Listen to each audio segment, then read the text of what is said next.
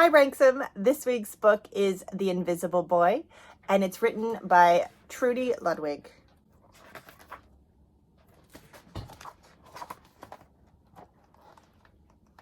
Can you see Brian, the invisible boy? Even Mrs. Carlotti has trouble noticing him in class. She's too busy dealing with Nathan and Sophie. Nathan has problems with what Mrs. Carlotti calls a volume control. He uses his outside voice inside too much. Sophie whines and complains when she doesn't get her way.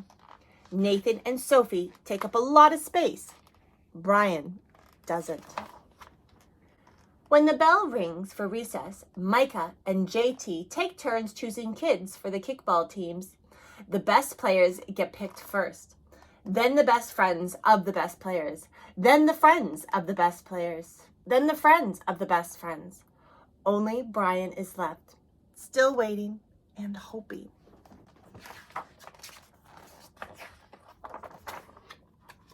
JT glances in Brian's direction and just as quickly looks away.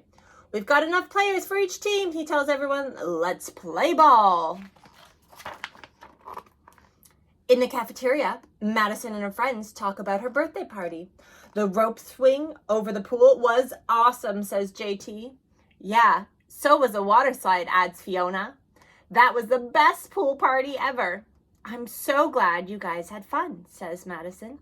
Everyone did, except Brian. He wasn't invited. At choosing time, while the other kids were playing board games and read, Brian sits at his table, doing what he loves to do best.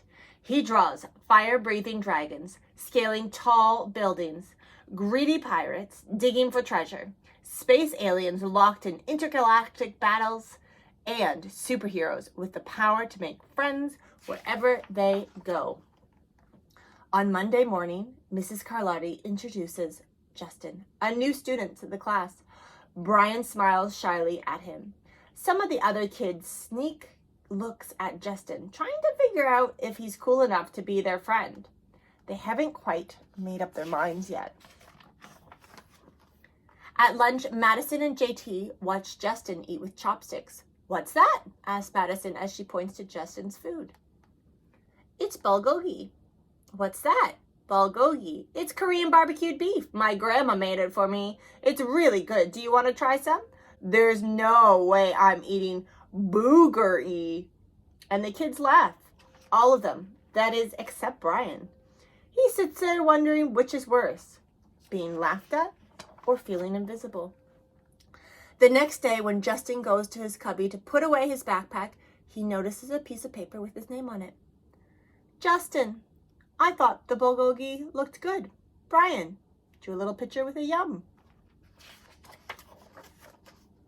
At morning recess, Brian finds a piece of chalk on the ground and starts drawing away. You're Brian, right? Yeah? Thanks for the note. Hey, Justin, Amelia calls out from the tetherball court. You're up next. Sorry, I gotta go. By the way, that's a really cool drawing, he adds before taking off. Back in class, Mrs. Carlotti asks the kids to team up in twos or threes for a special project. The kids scurry around the room to pair off. Brian heads towards Justin. I'm already with Justin, says Emilio. Find someone else. Brian looks at the floor, wishing he could draw a hole right there to swallow him up. Mrs. Carlotti said we can have up to 3 people in the group. We're only 2. Come on, Emilio. Let him work with us. Okay, I guess. Mrs. Carlotti gives the class directions for the project. Your assignment is to work together to write a story about what you see in the photograph. Use your imagination and have fun. Whoa, cool, said Emilio. What kind of people do you think live in these houses like that? I don't know, but I bet Brian could draw them to go with our story, says Justin. Brian smiles as he takes out his lucky pen.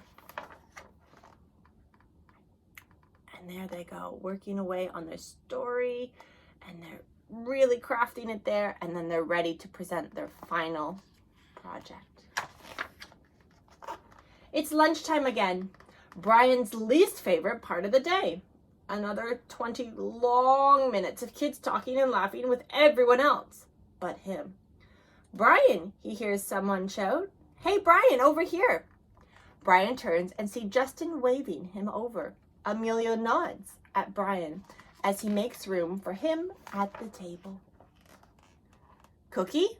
Thanks." Maybe, just maybe, Brian's not so invisible after all. And that's the end of our story for this week. This story really goes to show how a little bit of kindness goes a long way, and that you can really fill somebody's bucket when you reach out to them, notice them, and include them in your day. Have a great weekend.